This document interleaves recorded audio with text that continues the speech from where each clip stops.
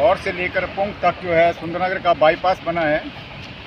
और ये बाईपास जो है जैसे ही शुरू हुआ उसके बाद तुरंत पहली बरसात में ये चर्चा में आ गया। और चर्चा का जो मेन कारण रहा वो ये रहा कि जो भी इन्होंने काम यहाँ किया था वो सारा का सारा काम जो है धराशायी हो गया और ये पूरी सड़क जो है फट गई। अब क्यों फटी, इस सड़क में क्या डिफेक्ट था, इसके लिए तो हम लोग ज़्यादा एक्सपर्ट नहीं हैं। हम तो यही कह सकते हैं कि वर्षा के पानी से ये सड़क ख़राब हो गई।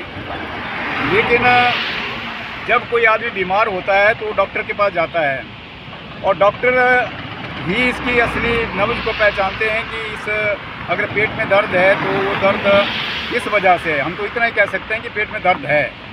तो मैं इस रोड के बारे में भी इतना ही कहना चाहूँगा कि ये रोड जो है सब स्टैंडर्ड का बना है। क्यों बना है, इसमें क्या कमी है, इसके लिए आज एक डॉक्टर हम साथ लाए हुए हैं। और वो डॉक्टर हैं जिन्होंने इस प्रकार की सड़कों का अपनी ज़िंदगी में बहुत सारा डाइसेक्शन किया हुआ है, बहुत सारे पोस्टमार्टम किए हुए हैं और ये इस प्रकार की सड़कें बहुत ज़्यादा बनाई हुई हैं।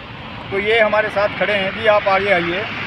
और इस रोड में ये क्या कमी थी कि उद्घाटन करने के तुरंत बाद पहली बरसात में ये चल बसा। मेरा नाम शौकत ठाकुर है। इसमें बहुत से कारण इस तरह के रहे हैं कि इसका मटेरियल जो भी इसमें डाला गया है वो बिलो स्पेसिफिकेशन है। इसमें किसी तरह का मिक्सचर नहीं है। इसमें जो मटेरियल डाला उसमें कोई भी मटेरियल जो है वो ये मटेरियल पहले मशीन में जाता है, वहाँ से मिलकर आता है, यहाँ पे इसकी रोलिंग होगी, फिर टेस्ट किए जाएंगे। टेस्ट ठीक आते हैं तो आगे की लेयर डालते हैं। लेकिन ऐसा इसमें कुछ दिख नहीं रहा है। जो सामने आज दिख रहा है वो बिल्कुल ड्राई है और ये बिल्कुल बिलो स्पेसिफिकेशन मटेरियल डाला गया है। लेकिन फिर भी इसको इंजीनियरों ने पास किया, नापा और कॉन्ट्रैक्टर को पेमेंट की है। लेकिन आज 1 महीने के बाद इस रोड का 60% हिस्सा जो है वो ख़त्म हो चुका है। मेरे पास इसके बड़े भारी वीडियो हैं, बहुत सारे फ़ोटोज़ हैं। लेकिन मैंने इनके सभी अफसरों को, NHAI के वालों को भी लिखा, कॉन्ट्रैक्टर को भी बोला और लेकिन उन्होंने किसी ने भी तवज्जो नहीं दी। मैं ना ही मेरी चिट्ठियों का जवाब दिया, ना ही जो मैंने इनसे RTI मांगी कि बताओ तुम्हारी स्पेसिफिकेशन क्या है, ना उसका ही कोई जवाब दिया। मेरे को 1 साल हो गया, 1 साल से मैं इनके पीछे पड़ा था।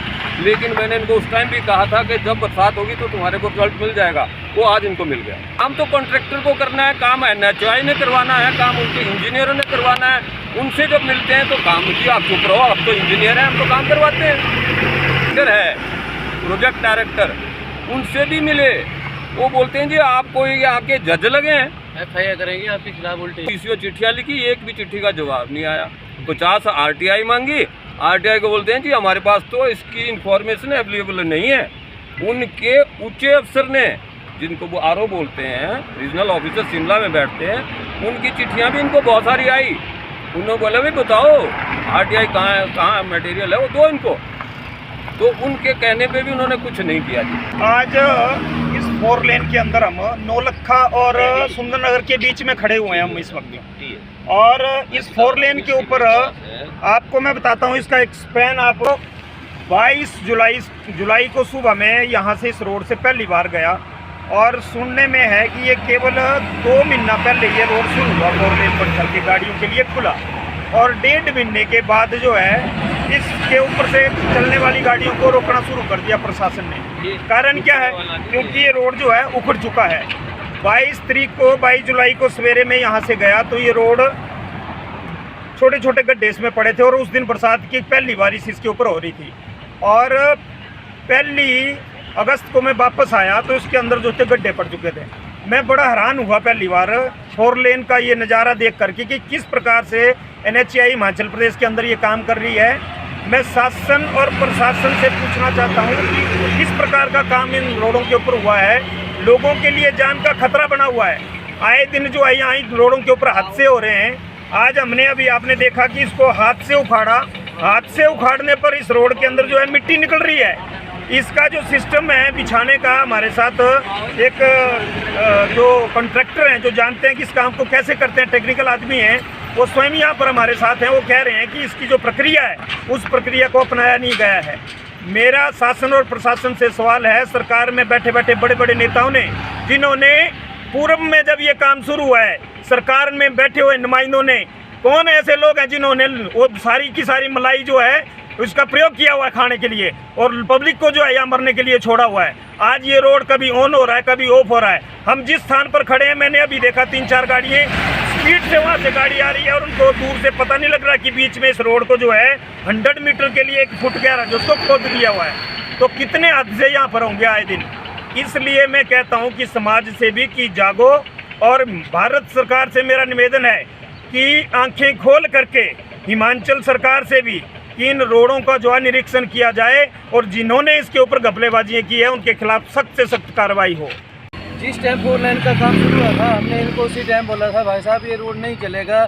ये तो यहाँ आप देखिए, मैं अभी कुदाली ला के ये वाला जो बीच में इन्होंने पार्टीशन दिया, मैं अभी खोदूंगा। अभी इसके नीचे मिट्टी है, सिर्फ ये क्या करते हैं मिट्टी डाली, मिक्स मिट्टी मिक्स बालू उसके ऊपर से इन्होंने वो कर दिया है, तो ये तो टूटेगा ही। यहाँ देखिए आप, ये हाल देखिए, यहाँ दिखाइए जरा। क्या जितना अभी बाजार नहीं पहुँचते, अगर बाइक पे कोई बंदा है तो 10 से पूरा हो जाता है। उसके बाद देखिए यहाँ खड्डे हैं। सर्विस लाइन देख रहे हैं आप, कहीं सर्विस लाइन है यहाँ पे, कहीं पे सर्विस लाइन बनाई है इन्होंने, जबकि 4 लेन के साथ सर्विस लाइन जरूरी है।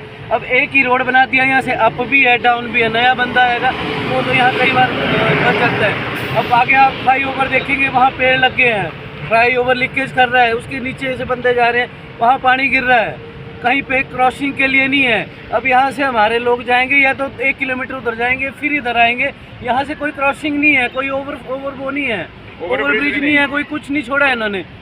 ये थोड़ी हमें बोलते हैं जो NH का साहब आता है वो इस काम को करवाने के लिए आता है। मतलब भाई साहब यहाँ पानी है, वो बंदा मेरे को पता क्या जवाब देता है, ये हमारी प्रॉपर्टी नहीं है, ये प्रॉपर्टी PWD की है। भाई यार ये PWD की प्रॉपर्टी है। जब उस फ्लाईओवर के पास एक ब्रदर उसके ज़मीन में पानी जा रहा था, वो मिट्टी लगा रहा था इसी रोड में, ये जो ये बोलते हैं कि ये PWD का रोड है, उसने उस बंदे को क्यों रोका? जब ये PWD की ज़मीन है तो NH का मतलब क्या बनता है कि गांव वालों को काम करने से रोकना इस सर्विस रोड में। जब काम की बारी आती है तब बोलते हैं कि ये रोड NHI के अंडर नहीं है, हमारा काम नहीं है, कंपनी वालों को पकड़ो। भाई कंपनी को काम भी तो NHI ने दिया है, हम लोगों ने थोड़ी दिया है। किसका काम बनता है, किसकी जिम्मेदारी बनती है?